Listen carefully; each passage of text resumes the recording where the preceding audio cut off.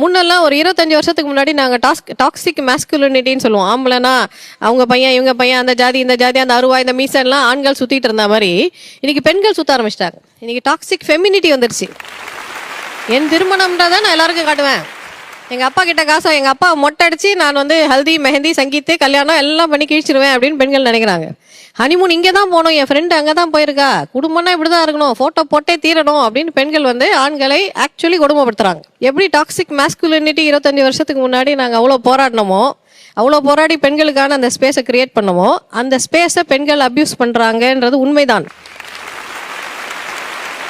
பெண்களுக்கு இந்த சமுதாயத்தில் எவ்வளோ மரியாதை இருக்கோ அதே அளவுக்கு ஒரு பொறுப்பும் இருக்கு. நீங்க செட் பண்ற ஸ்டாண்டர்ட் இன்னொரு பொண்ணுக்கு கஷ்டத்துக்கு கொடுக்கூடாது. அது புரியாம மற்ற இன்னொரு பொண்ணு செய்துட்டா நானும் செய்யணும், அந்த நடிகை செய்துட்டா நானும் செய்யணும், அவங்கள மாதிரியே ட்ரெஸ் வாங்கணும், அவங்கள மாதிரியே ஃபோட்டோ போடணுன்றது ஆக்சுவலி ஒரு கொஞ்சம் ஒரு அல்பமான பிஹேவியர் தான். அதை நம்ம என்கரேஜ் பண்ண முடியாது.